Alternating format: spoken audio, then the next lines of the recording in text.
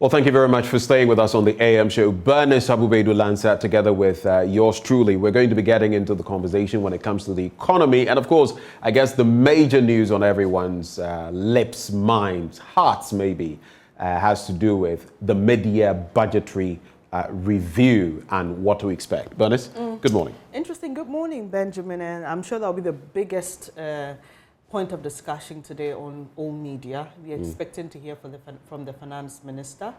And I know that people will want to at least hear an update on our progress when it comes to getting that bailout from the IMF. Right. We've been told, initially we were told that we could get this, the soonest we could was the first quarter of next 2023. year. But now we are hearing that there's some fast track process happening. So it'll be good to get an update from the finance minister, and also the information minister mentioned, and I like to say this always, that this is not the solution to our general economic problems. So we'd like to hear from the finance minister what else is being done to make our economy better. They talk about revenue mobilization, and we know what it is with the e-levy. We'd like to hear more. That's a question. That's one thing we're going to be hearing more about. Yes. How much has it been able to rake in for us as a country? Yes. And all of that. It'll paint a certain picture. Because we've heard whispers, but what is the reality? Yeah, remember the technical gentleman from the GRE who said by law they aren't permitted to disclose how much we've made. So it is the finance minister's duty to do that. So we'll be waiting to hear how much we've been able to make from the e-levy. We would also like to hear, we know government has agreed with Trade Union Congress to pay the COLA, but the implementation is hanging. Dating from the 1st of what? July. So the implementation is hanging. So finance minister hopefully would hear how he plans to execute that payment. It's just going to be an interesting one. And I've got my fingers crossed. I just hope that he appears. You hope he appears? Yes. He cannot but appear on a day like this. Mid-year budgetary review. You know, the date was actually pushed back. Exactly. It should have been earlier. It was pushed back on the back of the interactions with the staff of the IMF. So as of now, we're all expectant and we're getting in there. But let's quickly take a look at our guests lined up for this discussion. We have Professor Godfred Bokpin, who is with the University of Ghana Business School. We also have Alexis Daniku, social worker and executive director, Center for Development Initiatives. We also have Joseph Obeng Guta, president. They have a key, stake, a role to play in this matter we're discussing. Then we have Professor John Gachi University, who is with the University of Cape Coast Business School. All of them joining the conversation. Gentlemen, a very good morning to you. Thank you for joining us on the AM show. Thank you very much. All right, so just to confirm, Professor Bokpin, okay, so we have Professor Bokpin on phone. Prof, can I hear you? Just to know you're there. Yes, I'm here. Good morning. Great. Professor Gachi? Okay, we don't have Professor Gachi yet. Alexis? Yes, I'm here. Thank you for the opportunity. Okay, and we also have the Guta president, right? Mr. Obeng? Yes, sir. Okay. Thank you so much, gentlemen, for joining the conversation. Let me start with Professor Bokpin. I'll start from the economic point of view. You've seen it all, and we had to push back the mid-year budgetary review. But what are your expectations ahead of today? You can touch on debt to GDP, the debt stock as it stands now. You can also look at the e-levy and how much it is said to have raked in for us. At least we don't have hard facts and figures on that. What is your expectation surrounding this mid-year budgetary review, also considering the $750 million we've now got and the IMF program we're entering? All right, thank you very much, and good morning to our cherished listeners and viewers. So I am quite moderate. When I say I'm quite moderate, we have seen it too many times. Promises expectations that we have not been able to meet. So what I'm expecting is that honest truth about the state of our economy, the challenges, a proper diagnosis of what the issues are, a frank discussion of this, and then the solution. When I talk about this, I'm looking at them across 3 layers. One, in the media review, we have an opportunity to update ourselves in terms of how the economy performed last year, because now we have more adequate, comprehensive data. Then we also look at recasting the numbers. When I say recasting the numbers, it was pretty obvious to us. In fact, a month or so into the implementation year of the 2022 budget, that assumptions underlying the budget, the forecast, the target were not realistic. Particularly, as you mentioned, one of them was our debt stock. So quickly we realized that the projections, the assumptions, the revenue underlying handle, the expenditure drive, we quickly discerned that they were not enough to assure investors, stakeholders of a fiscal sustainability path that gives them comfort. We made that point strongly. Government then responded in one way or the other through the enhanced measures that were made in the course of the first year, half of the year of the implementation of the budget. They announced expenditure cuts, some rationalizations here and there. Since then, we haven't really received any realistic update on those expenditure cuts, 30% fuel, whatever, and all of that. So it will be good for the minister to use this opportunity to tell us what savings have been made and how those savings have been applied. And then we are also looking at the debt stock overall. We are not so keen about the central debt stock because we have a fair idea of what it is, but we are also interested in how accumulated arrears across various subsectors at the micro level.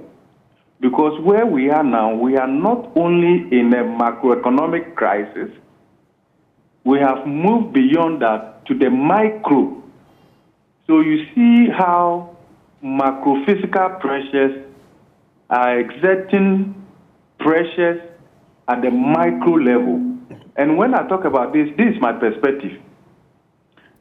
When we focus on the macro level imbalances or pressures, you see how that is transmitting to the micro level. In the media review, we expect the state to tell us arrears in school feeding, free senior high school, to WIC, to road contractors. Those are different from the usual budget deficit feed through or pass through to the debt formation. Okay? So it is safe and probably massaging to say that, oh, our debt to GDP ratio is 78%. But you have accumulated arrears on your wage bill. You have accumulated arrears from road contractors, arrears, school feeding, arrears, free senior high school, arrears all over. Now, when you get into that situation, you realize that your macro level risk or instability crystallizes and is also diffused through the micro. Once it gets to the micro, it affects the ordinary Ghanaian much more, and it's much more closer to them than the macro imbalances. This is where we are now. So it serves us no good to focus on just central government debt. Okay, we are looking at things holistically. Our data compilation is telling us arrears alone runs in excess of 25 billion cedis across contractors and all of that. So we are more interested in that. Now, it should not be surprising to anyone to see that the debt stock and associated servicing costs will go up. In fact, hello? Yes, Professor Mokwin. Since I started monitoring development in this country, I have never seen a government borrowing around 30%, 28%, 29%. That's huge. The government is the best person to lend your money to in a local currency. So if the government that is the most credit-worthy in a CD-denominated instrument is borrowing at 30%, of course, then you would ask yourself what happens to T-bills, for example. Precisely. Yeah. Okay, and that is feeding into the microeconomy. So you see how the Ghana reference rate is akin to the policy rate, which has also gone up, akin to the treasury bill rate, which has gone up. Okay, then of course it's also a reflection of the interbank offer rate and the rest of them. So these are the issues we are talking about. Then so in terms of our interest provision, that is going to go up. Then you're also looking at e-levy. E-levy, because it's a disruption, I am not only interested in how much government has mobilized, I am also interested in the negative disruptions this has brought to bear on the charging agents, okay, and the entire value chain. For instance, by how much has volume and value transactions dropped on MTN Momo platform? Maybe it's more than 30%. Do you know what that would mean?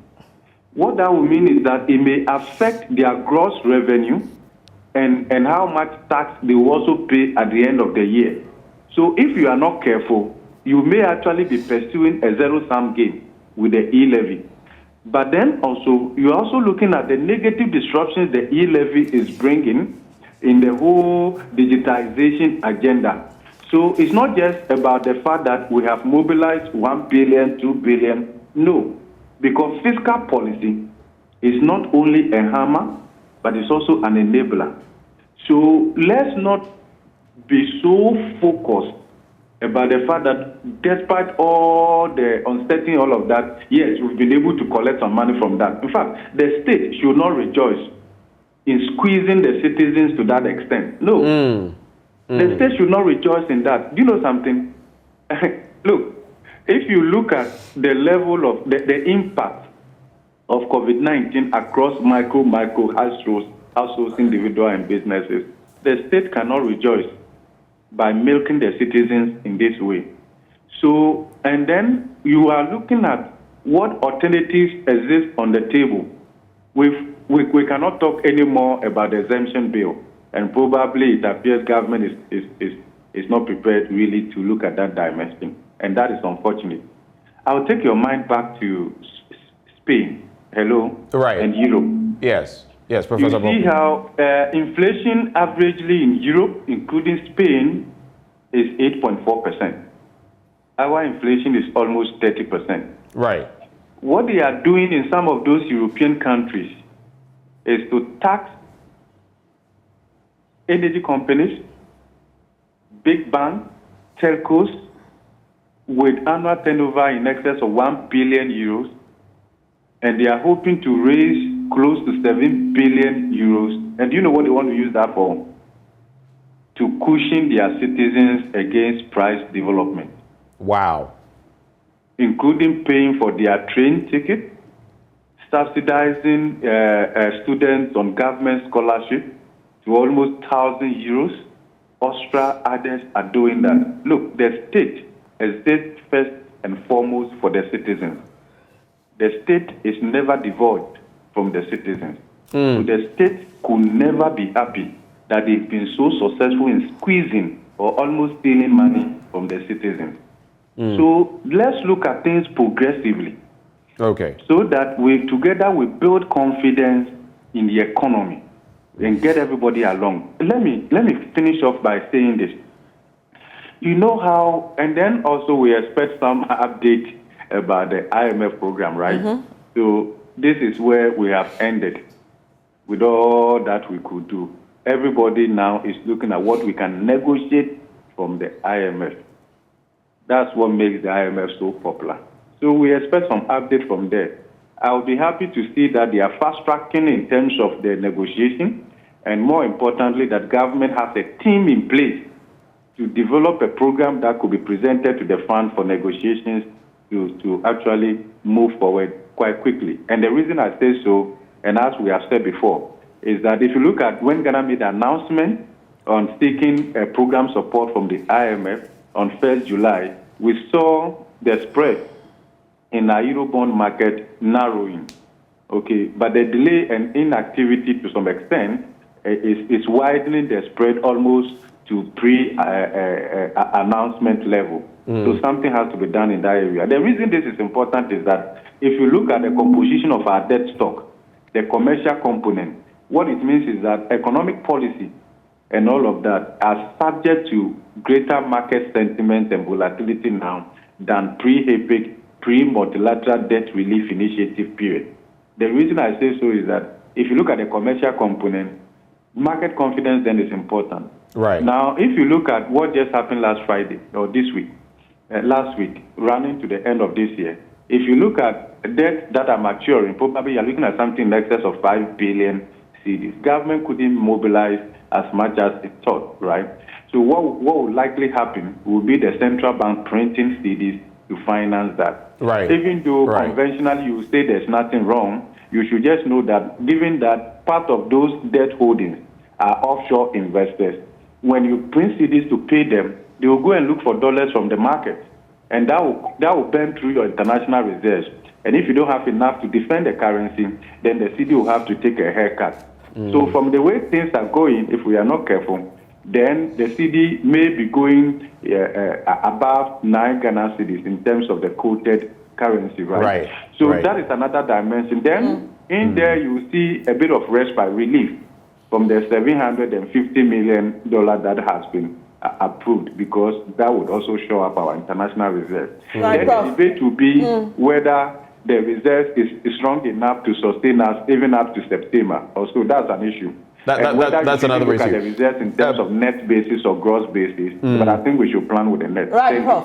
Yes, we'll come back to you. We would like to hear from our other guests as well. Let me come to you, Dr. Joseph Obing.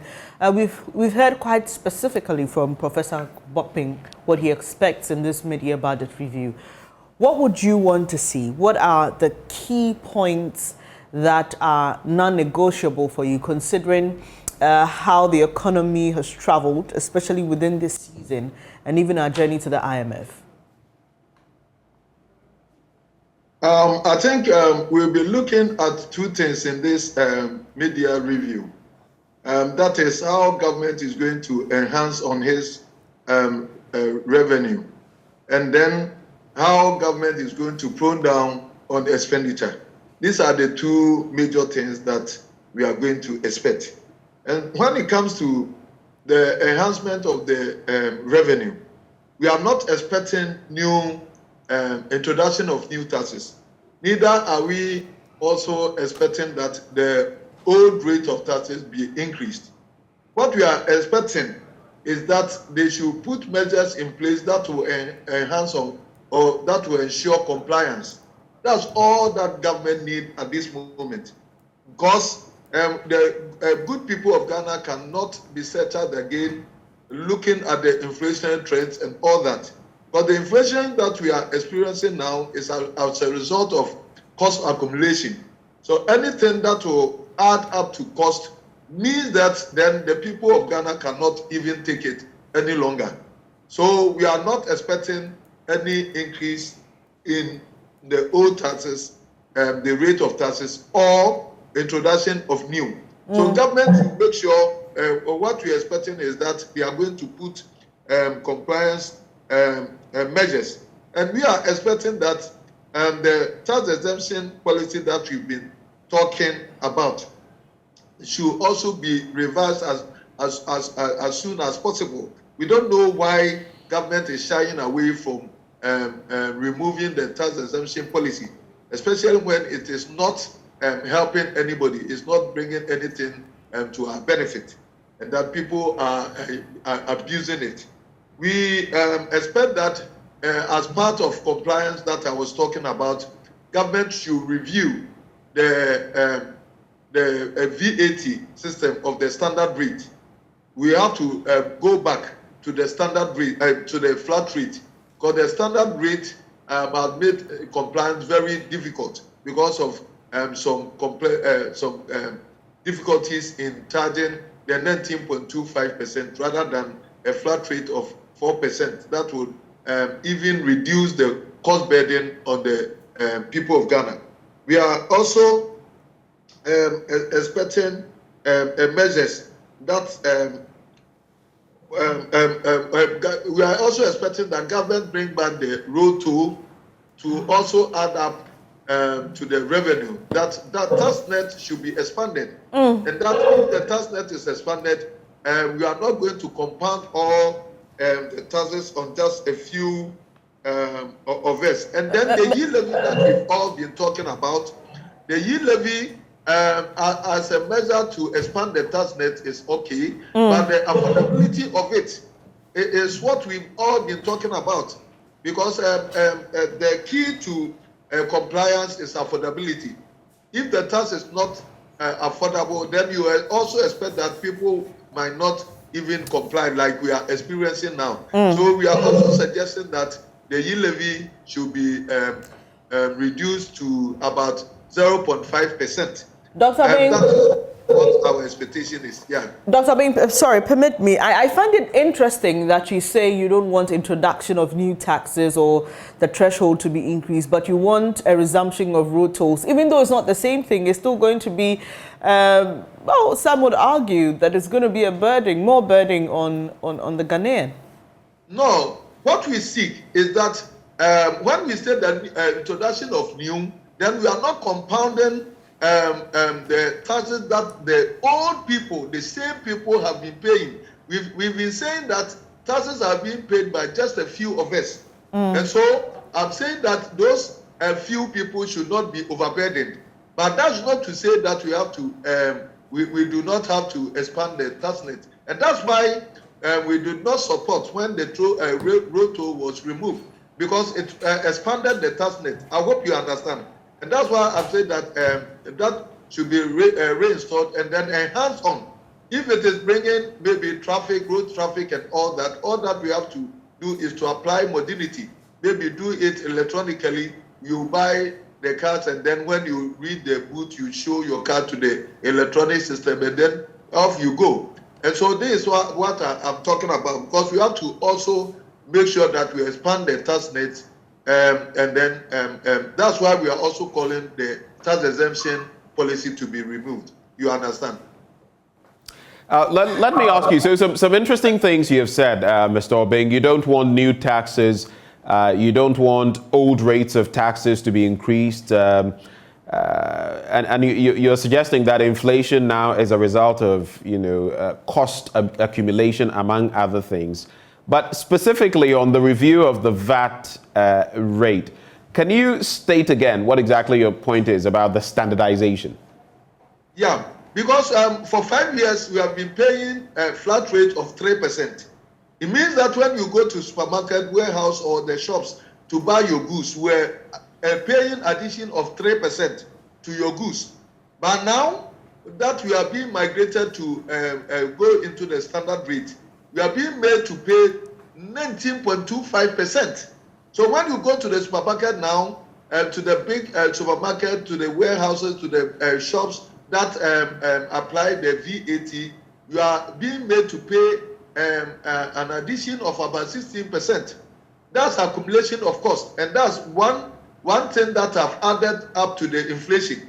And that's even it is not also ensuring compliance in the market, because in the market we have those who are charging for the standard rate, those who are not charging at all in the market. So people are basically not complying with, and then at the same time, government wants to increase its revenue, and that's what we say that for easy compliance, and to make fairness in the tax system, we should go back to the flat rate to make sure that government have its worth. And then, having said all these things, I will come to the pruning down of government expenses, because we have limited resources, and if we overspend our limited resources, the outcome is what we see, isn't it? And so the bid has been that we should find a way, measures to prune down drastically our expenditure pattern, for which I think is too much. Right. And so we are expecting that government reduce the government expenditure should be reduced. Public expenditure should be reduced, much as we are thinking about enhancing on revenue. And then government should be bold on its own initiatives, because we are not in normal times. Government might have gotten the good intention to bring social interventions to help the people of Ghana. But if you do not have the resources, you cannot continue. And that's why government have to... Speaking of the social interventions, what do you think about free SHS? Some have said that if parents can pay something, they should do so. Are you of that same school of thought? Yes, I have even been saying that we should make it rural-based.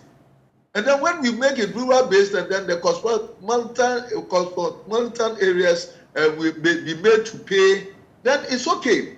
Then those people, even those in the cities who do not have the means, can apply for the rural schools and all that, or any other means of revision that will ensure that it is not free, as in free for everybody, but it should be targeted to the poor. If I say revision, that's what I'm talking. The nurses' allowances is something that I don't want to hear. It does not add up. It does not make sense that a country like us, that you pay school fees for somebody and then add up allowance. Not even the advanced nations now do some of these things. And I think we have to look into those expenditure patterns. If we are able to do that, then of course. And then we have to ensure value for money, because I'm expecting that they put measures in place that is going to make sure that the expenses are value for money. That if we say that we are costing school, it means that the same cost that MTN would have charged a school when they are building for their social distance should be the same as the government should build. Not that maybe MTN is building for 300,000 and government project is costing 1 million. And when it happens, then it means that we are not helping ourselves, and we will dance in the circles as we've been doing. Okay. Yeah.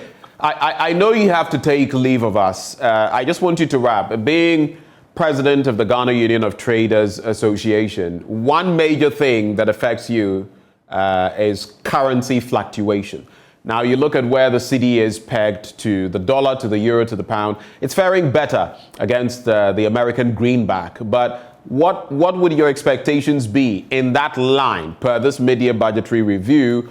What would you be hoping to see to stabilize the market even further, to stabilize our currency?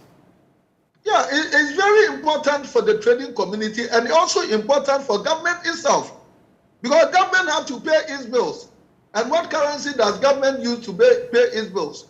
So if the currency is not stabilized, it means that the public debt is also going up by virtue of the increase in the exchange rate. It's as simple as that. It does not even help government itself, and it does not help the generality of Ghanaians. Because then the prices of goods and services are going up astronomically and unnecessarily.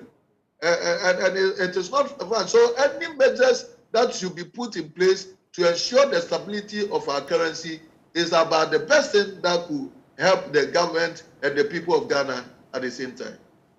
Ms. Obeng, thank you so much for engaging us this morning. I will be coming back to you later after the proper delivery to find out what your take is on the measures that will be adopted. But that is Joseph Obeng, President of the Ghana Union of Traders Association. Let me come to Professor John Gachi, University of Cape Coast Business School lecturer. Professor Gachi, thank you so much for your patience. Thanks for staying with us. Hello, Professor Gachi. Hello, thank you. Thank you so much for your time. I'm sure did you catch the conversation from the start with your colleague, Professor Bokpin, before Mr. Obeng came in? Did you catch the flow? If not, I would have to rehash some of the matters. I just came in and then I lost out. Okay.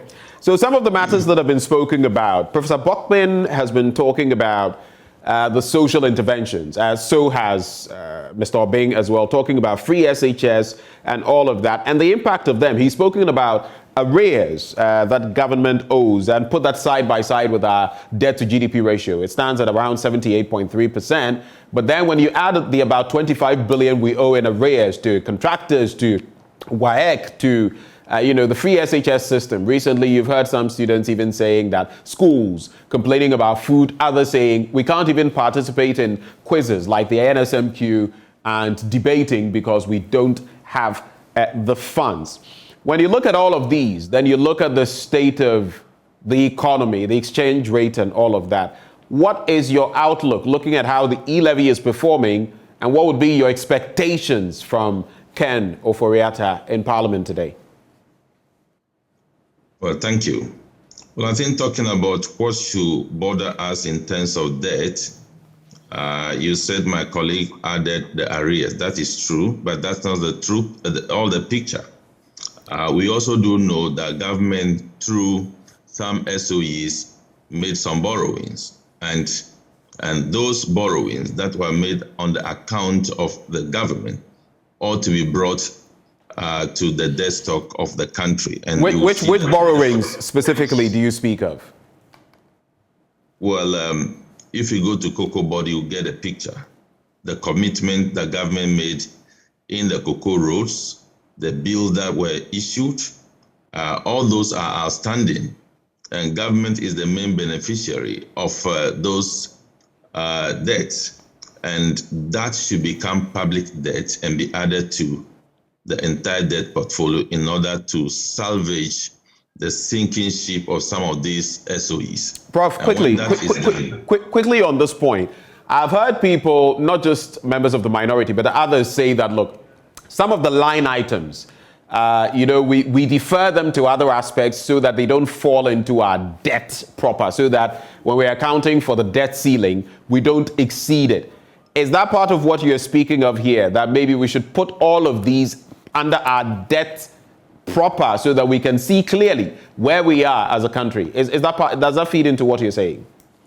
Well, that may feed into what I'm saying, but the principle I'm trying to put in place is that from the perspective of Public Financial Management Act, if government supports a particular state-owned entity to acquire debt, and the beneficiary of the debt is actually government, then that should be government debt. And that is what is happening in many of the SOEs, and I've just mentioned the cocoa sector. And that will take the debt of the country far, far above what we have now.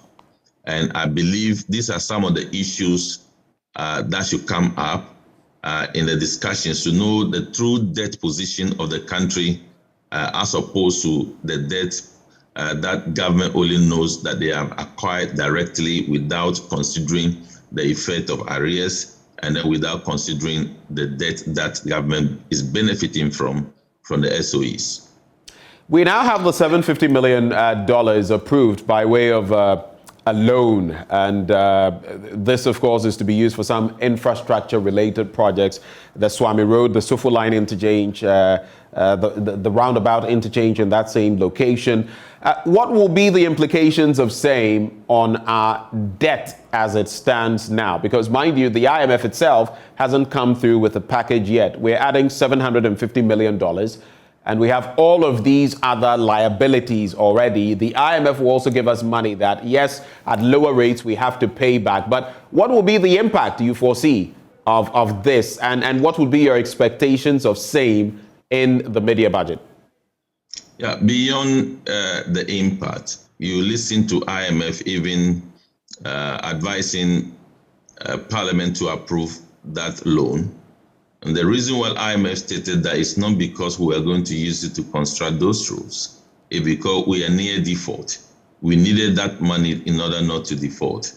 Another reason is because we have depleted our reserves so much that we needed something to cushion the direction of the currency and to ensure that we don't default on our debt. So going to Parliament the first time, the government was not able to articulate the area the monies will be directed to. It was when Parliament pressed that they want to know the items. That is when government brought that thing. So that is creating a question of whether we are churning out proper data for our finances, especially the debt.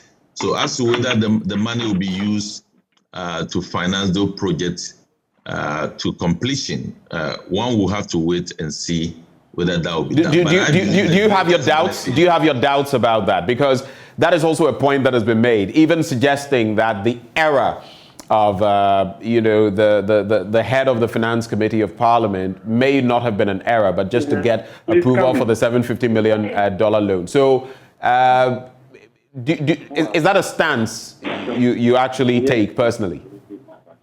Well, it's not about a stand I take personally, but the point is for a Bank of Ghana to provide a figure of a reduction from 9 billion to 3 billion to the government, and government used that to indicate various requests to Parliament.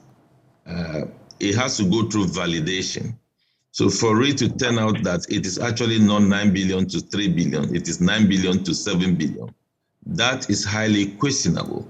And all these things play out that there is some credibility check that should be done about the data that the government of Ghana is providing to its own people. Is that an unpardonable mistake that was made? It is highly unpardonable, if not intentional. Do you suspect it was intentional? I find it difficult to appreciate a whole institution like Bank of Ghana to provide 9 billion to 3 billion, and within this it turned out to be 9 billion to 7 billion without any significant explanation. That is troubling, and we do not have to take it as a normal happening. But they came back to Parliament to rectify it. They said it was an unfortunate error. So can we have another vote so that Parliament will consider the new data to take their decision? Interesting perspectives. Let me bring in Alexis Daniku, Executive Director, Center for Development Initiatives. For you, I want your expectations, but with more of a focus on development-oriented social intervention programs, free SHS, 1D, 1F, planting for food and jobs. And here's why. All of these projects seem to be mini albatrosses round our necks. In other words, social intervention, yes, but like we've pointed to, problems with free SHS in terms of funding. People predicted this in terms of the swathe of other social development initiatives. What is your take specifically on that? And are you of the school of thought that some of these should be trimmed down? We've heard from Bright Appeal of the Child Rights International, who says, don't touch free SHS. If you do, it becomes a failed policy. What's your thinking? Yes, and I think that Bright is thinking just the same way I'm thinking. You see, and I'm happy that the previous resource persons, including my very good friend, Professor Gachi, have talked about the numbers, have talked about the budget rationalization, they've talked about the expenditure rationalization and all that. For me, what I'm looking forward to this mid-year review is to see how the Honorable Sector Minister is going to do the reallocation to the social spending sector. And the reason is this: all over the world, when and where social interventions are embarked upon, it is for a purpose and it is for our own good. So when and where again there are disruptions in terms of the disbursements and what goes into it, it creates another troubling situation for us as a country. So free SHS is something good. If it is going to be reviewed, well, I will go for it. But in the review process, we have to make sure that the vulnerable, the socially excluded, and all the other sectors of the economy who need it most are not left out. How are we going to do this? It means that we will need to have a comprehensive, broad-based approach. So free SHS, there are challenges in the funding, there are challenges in the disbursement of the funding, and therefore it is something that as a nation we need to look at. But look, you know, I was happy that Professor Bobbin talked about the social expenditures, the social spending aspect. I will be more interested in finding out, for example, LEAP. And when we talk about social interventions, as a nation, we only always look to social intervention in terms of LEAP and all that. At one point in our life, all of us have received social interventions. We have what we call the contributory and non-contributory social interventions. Your SNIT, National Health Insurance, we all contribute, or some contribute, so that in time of need, we can readily rely on it. But we are more interested in the non-contributory aspect of the social intervention, and that is where we have the LEAP, we have the school feeding program, we have the capitation grant. And if you know what that is doing to you and I can speak for myself, because through these interventions, I am now able, or I will be in a position to do some kind of savings. And therefore, I will have more disposable income that I can be able to spend on other sectors of the economy. So in this particular mid-year budget review, I'm more keenly looking forward to see how the Honorable Minister will let us know what have been the gains in terms of the revenue rationalization and all those leakages that we have put in place to make sure that we bring in more revenue. To what extent are we going to use the more revenue and the rationalization, the gains, to be able to meet the arrears of the social intervention program? Look, for example, domestic violence and victim support, in the budget, we have made provision that we are going to transfer, or we are going to give them a ceiling of 2 million Ghana cedis. That is woefully inadequate. You need to be on the ground to see how social workers on the ground are struggling to be able to translate services that they render in terms of social inquiry report writing, going to the community to get data to be able to write a comprehensive report for issues of this nature. If you talk about juvenile justice, children in conflict and in contact with the law, it is sad that because of inadequate funding and inconsistent release of the funds for the social sector, and it is not just about this government, it is something that is happening across regimes. Social workers are now being compelled at the directive of the court to take money from the clients, to take money from, let's say I have a case of custody case with my anybody that I've had a child with, and access is becoming a problem. At least from the directive of the court, I contribute to the social inquiry report writing. The other party also contribute, when in actual fact, it should have been the state responsibility. I know we'll get into the details to say, if you look at the Ministry of Gender, Children and Social Protection, the budget that has been allocated to them for goods and services is woefully inadequate. Take human trafficking. We have also in the budget, we have made provision to contribute 2 million to the fund. Ghana has consistently, we have done some things good, and as a result of that, we have been taken out of the tier 2 watch list, so to speak. But Ghana is still considered a source, a transit, and a destination country when it comes to human trafficking. And we need to resource the human trafficking secretariat, the domestic violence and victim support secretariat. We need to do more than we are doing. Coming to the you're talking about, Alexis, you're talking about doing more, but we're in very dire economic straits. We are caught between a rock and a hard place right now. We've gone to the IMF. We're knocking on their doors. We've taken 750 million. All of that is adding to our already heavy debt stock. We're looking at 393 billion Ghana cedis already, over 78% debt to GDP ratio, not even factoring in other debts, other line items. And you still want more spending? Of course, we, as part of the revenue generation enhancement processes, we are saying we should do rationalization. I will want to see how those cuts are used to cushion the vulnerable. It is for our own good.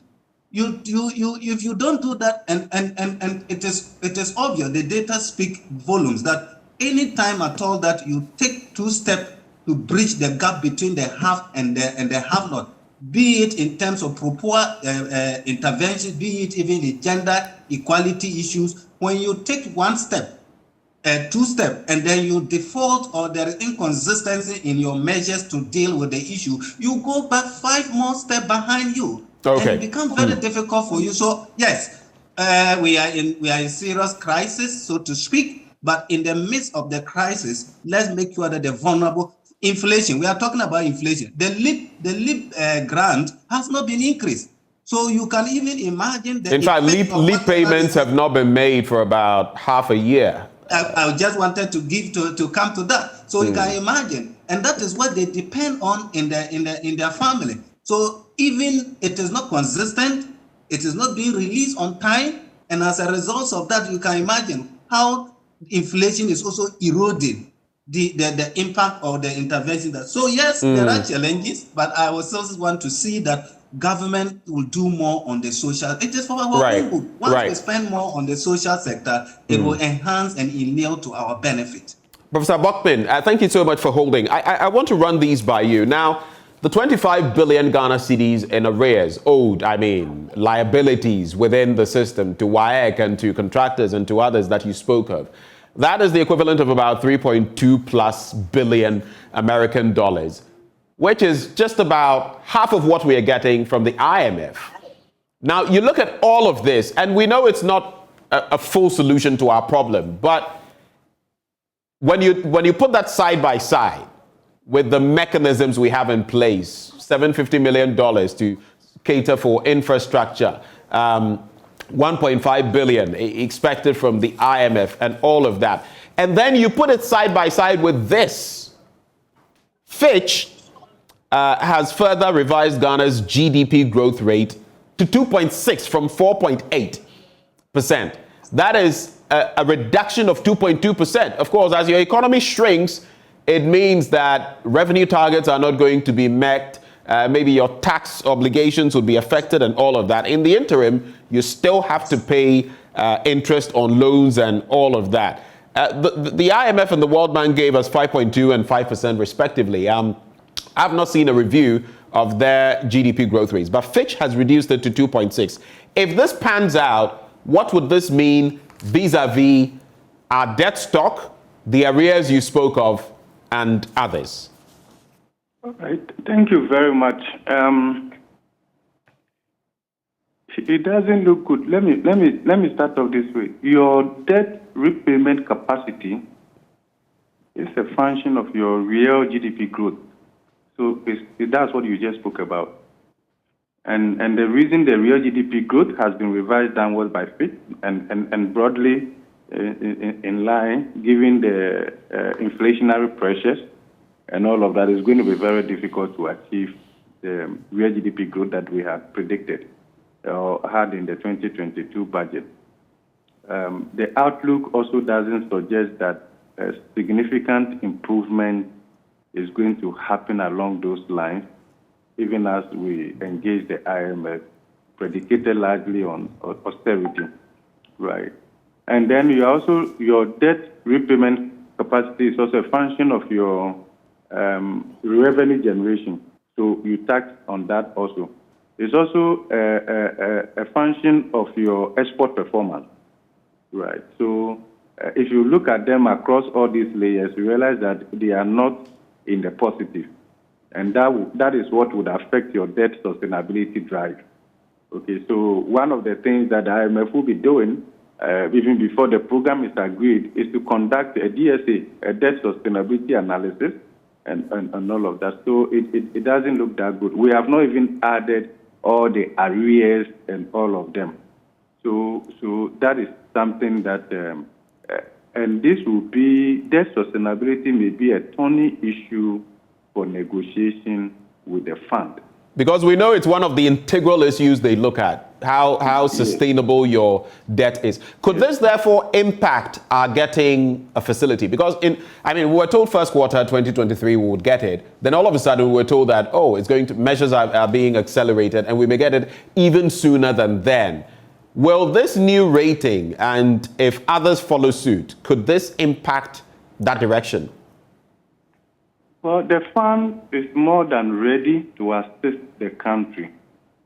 So the extent of the problem, the diagnosis of that will also inform what kind of program will be agreed on at the end of the day. Okay, so, and let's bear in mind that even the 16th IMF program that ended April 2019, we could not achieve the sustainability that was envisaged in the program outcome. We couldn't. So we exited that program with still the country being at the high risk of debt distress category. And we have cemented our position at that level. Okay. So the point that I'm making is that debt sustainability will be a key issue going forward. And I'll be keen to know the kind of measures that government. We have this crawler that says Ghana is at CD loses. That whole the grammar there is completely wrong. Whoever is checking the now, what that will mean? Hello. Yes, sir.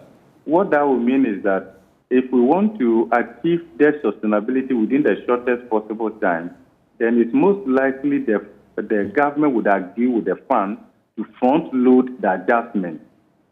Okay. The fiscal adjustment. What that will mean will be to impose some kind of immediate cost on all of us or pass through the system.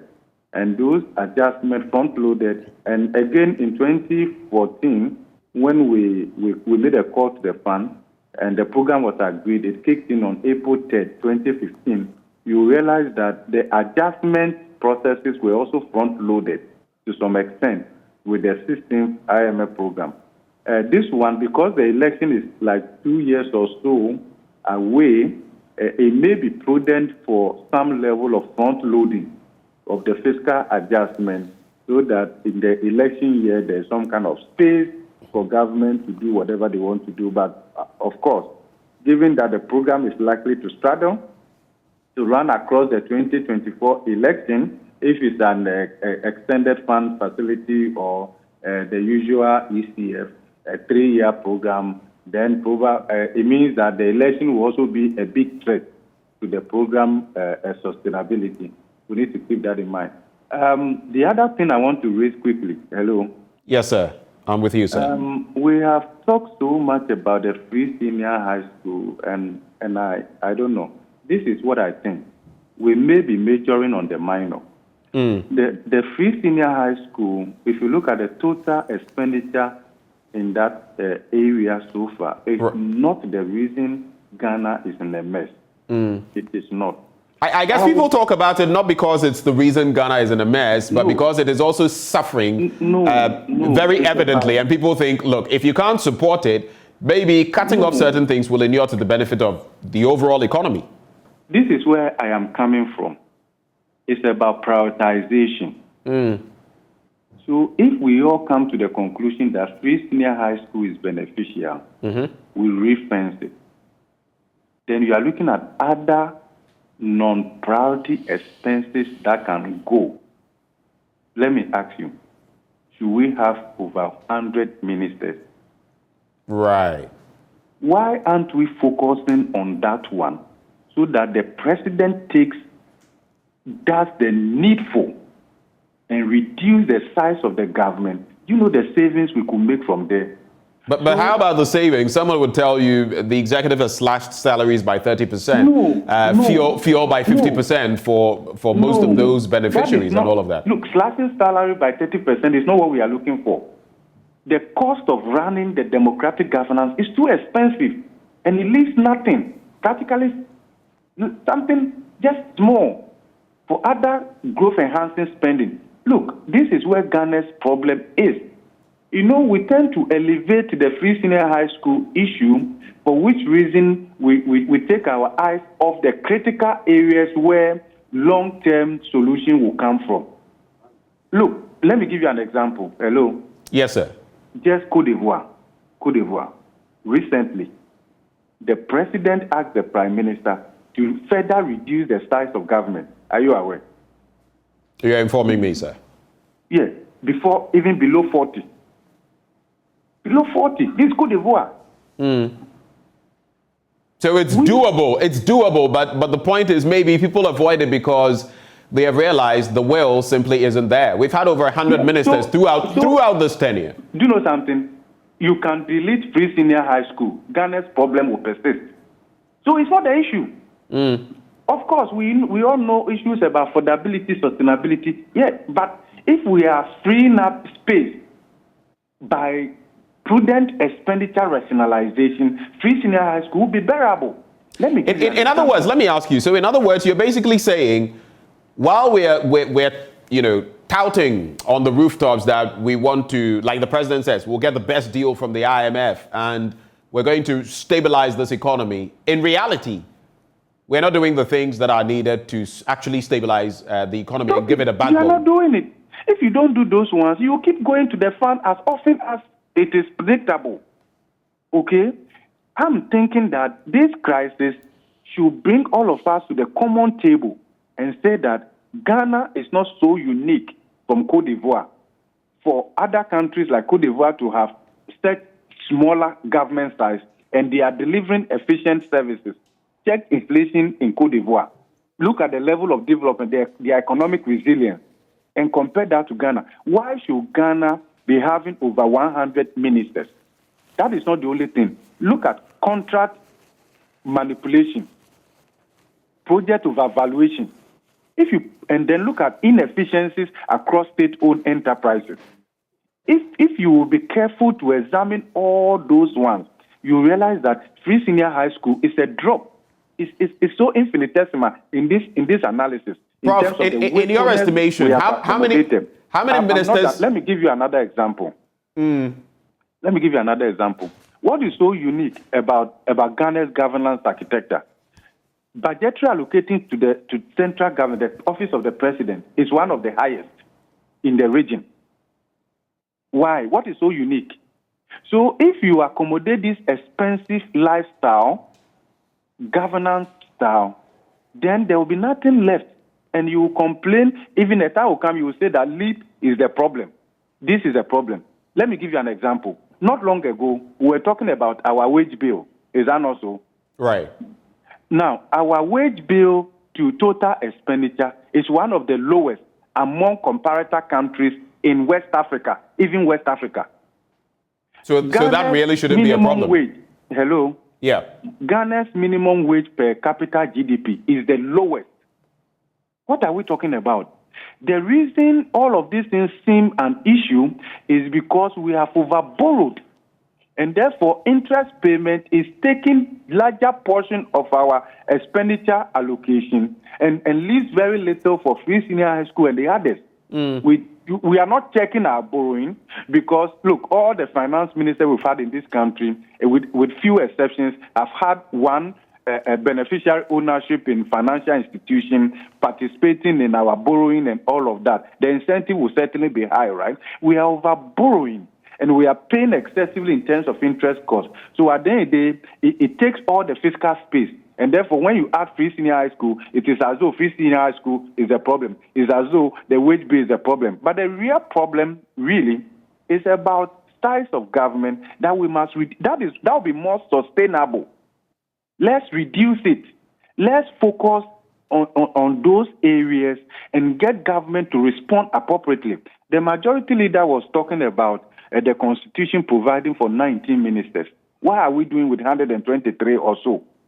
What is the wisdom in that now? So, Prof, I just want to sneak this in before I move on to some other guests. You've spoken about reducing the number of ministers. Tell me, what is a more practical, rational, logical number that we can accommodate as a country? Recently, we had the majority leader, H.M. Nsabo, to talk about 19 per certain factors that we had even from the start. We now have over 100 of them. What practically do you feel we could have, and how much, in your estimation, in terms of savings, could we make if we came down to some of those numbers? Okay, so certainly as a country, I think we could do below 60. We could do below 60. 60. Below 50. 60. All right. Right. If you look at budgetary allocation to the ministries, running costs is quite high. It's quite high. If we did that, we could be saving in excess of 3 billion. We could be saving in excess yes, of because 3 billion. If you close down a ministry, even from the 30 to let's say 20, the cost of running a ministry is high. From chief directors to this and this and this and this and this and this, and it's high. Okay? So, and we are not saying that if we did that, then we'll be able to save 10 billion cedis. No, it's gradual. But those reforms have a future. Because over a longer period, the savings and efficiency and the multiplying effect is high. That is what we are talking about. If we did that, you realize that free senior high school is really not a problem. If we did that, you realize that you can actually increase your minimum wage per capita GDP and scale it up to comparator countries, and it will still not burden you so much. If we did that, you realize that your borrowing probably will come down. Okay?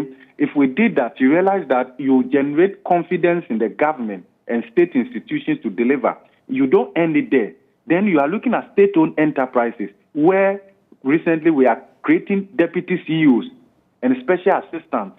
And then you are looking at how the payroll numbers have increased from on the books of Ghana Gas, GMPC, TOR, and the rest of them. And then you are looking at even some state-owned enterprises that are not profitable, but their CEO's salary are drawn on other state-owned enterprises. So if you look at all these things, you realize that, you know what, you may not even need the fund. These are things we should have done over the years, but this crisis should bring us to that table and say that we cannot sustain this. Right. If we have to sustain this, then it means that we have to sacrifice critical social intervention like free senior high school and the rest of them. I am not saying that free senior high school should not be reviewed. Fine, we can look at that. But I'm saying that the way we are going, it appears to me we are majoring on the minor. Hold for me, Prof. Can I just say something just to wrap up and hang?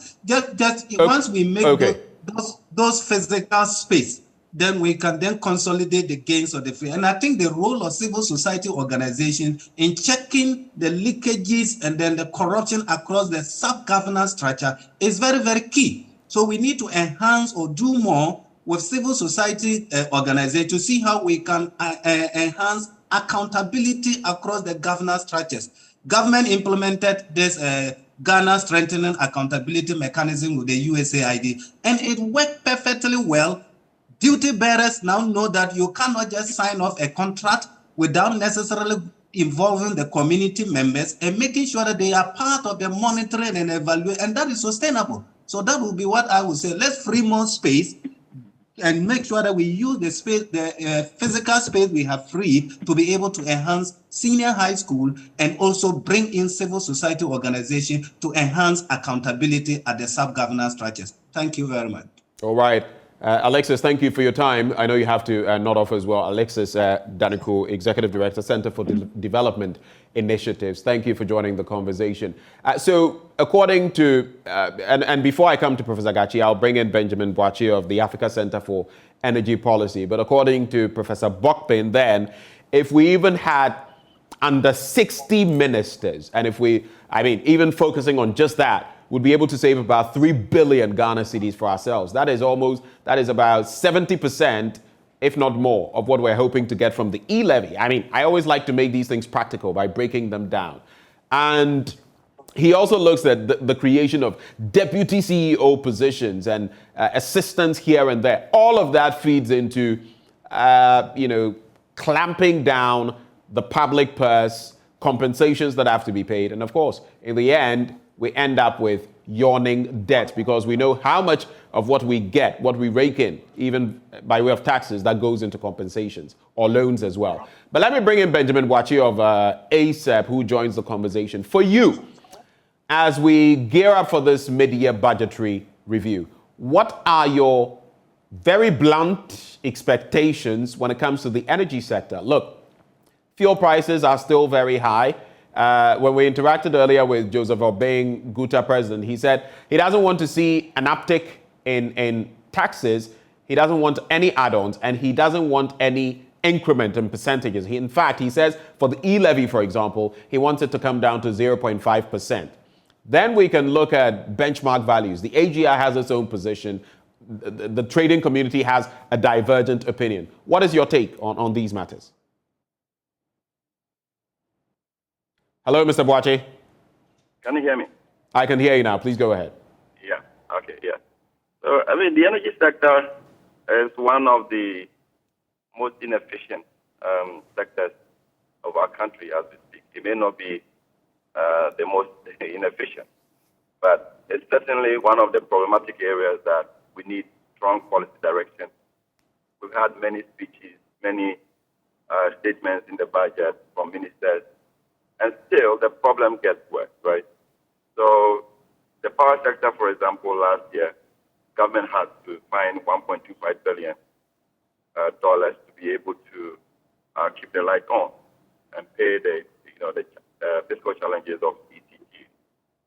This year, it's only half year. We already have an outstanding debt of close to 1.2 billion Ghana cedis. So by end of the year, we'll be topping close to $3 billion dollars, as debt that we will have to pay. So, this is a challenge that requires some strategic assessment and direction.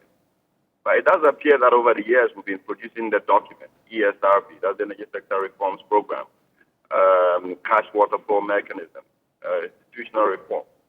But it is really not addressing the inefficiency. I think that was the point that Professor Bob was talking about the size of government and the fact that all the agencies are being ballooned. We are extending the numbers without achieving efficiency. The numbers may not be a problem if you can show that they're going to contribute to productivity and efficiency.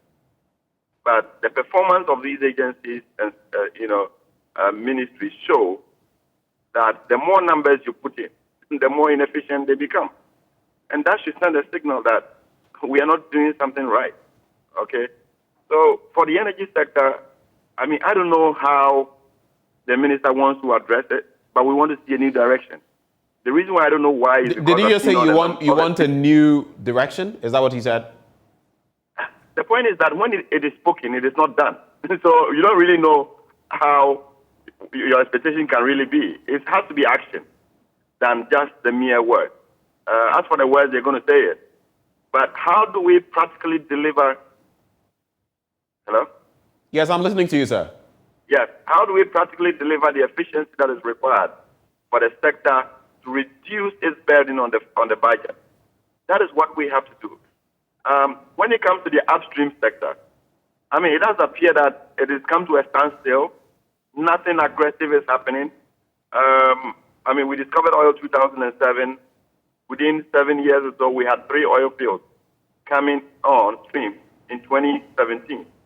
And since then, nothing is happening, all right? We are not awarding new blocks. We went through a competitive tender in 2018 and selected 2 companies to take up oil blocks. As we speak, we have still not been able to award the block. So there is no sustainable plan to keep us producing more oil to be able to shore up the budget, because those are the areas where we get, easy money as a country. Because, the normal tax administration is not functioning as it should. Tax evasion is at its peak, and we keep hearing English language about expanding the tax net. And I keep saying that, you have data to actually show that your formal sector contributes more than 70% of your GDP. If you have that kind of data, what that should tell you is that perhaps your formal sector is leaking so badly that you need to quickly fix it to be able to generate more money. Until you do that, you have the resource sector that generates revenue to be able to support your budget. And we are also not aggressive to be able to produce more from the resource sector. I mean, you have Tallow advocating that they have more resources in the Jubilee and 10 area. And this is the second time I've seen Tallow do advocacy about what they can do in Ghana. And nobody's engaging them to see how quickly we can bring those resources on stream to be able to generate more revenue to support the budget. ENI last year made a proposal to do a fast-track development of their Block 4 field to be able to produce more oil. If they had had traction with the Ministry of Energy to sanction the development of the area, I'm sure by now they will be producing the oil. Right. But they don't even have a response from government. Okay, so at the same time that go ahead, land on that Ghana point. Government. Yeah. You want to say something? No, land on that point. I have two quick points that I want you to address briefly. I was just trying to benchmark the slow decision making in Ghana with what is happening in Cote d'Ivoire. At the same time that ENI was seeking for approval from Ghana to be able to produce more oil, Cote d'Ivoire discovered oil 3 months after, and they have had clearance to produce the oil by end of next year from a greenfield. All right. What that means is that they don't have the FPSO. They're going to build all the infrastructure afresh, and they are hoping to deliver that by next year. But we don't even have the approval to tie back on existing fields. So it tells you that we are just not serious to optimize the oil and gas industry. All right. To be able to produce more oil, show out the budget in this critical period. So we want to see a direction in the budget, and beyond that, some practical action and timelines for these things to be done for us to save money on the debt that we're paying in the power sector, and also how we optimize the resource sector. And maybe my last point would be that there is a strong mechanism for transparency and petroleum revenue. Right? Last year, the minister was supposed to report on how he has utilized the oil money through a petroleum report. That report has not been published. There was supposed to be a reconciliation report in March this year.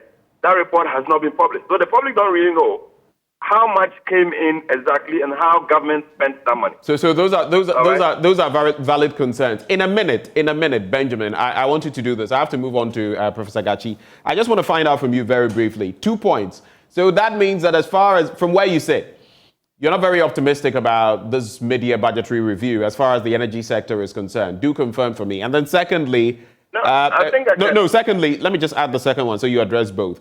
Secondly, excess power capacity and what that means to us in terms of cost. What are you looking forward to in terms of the mid-year budgetary review? Very quickly on that, a minute for both questions. No, I think we are always available to give government the benefit of the doubt when they make statements. What has always been lacking is action, and a sound, action that really delivers from these problems. The power sector is typically in a mess that we need to aggressively address the inefficiencies, collect the revenues, and be able to pay the debt through the sale of power to the consumer. The budget at this point cannot pick up those inefficiencies. So how we do that is really a challenge for all of us. If government cannot do it, which it has consistently proven that it cannot do, then it has to hand it over to the private sector. Not the kind that we try to do with PDS, but a proper competitive process that ensures that the company that is coming in has the resources to inject into the distribution infrastructure for us to be able to retool it. Power is business, all right? And once you are selling power, you should be able to make the money to pay the value chain and not rely on government to bring billions of dollars every year to be able to keep the light on. All right.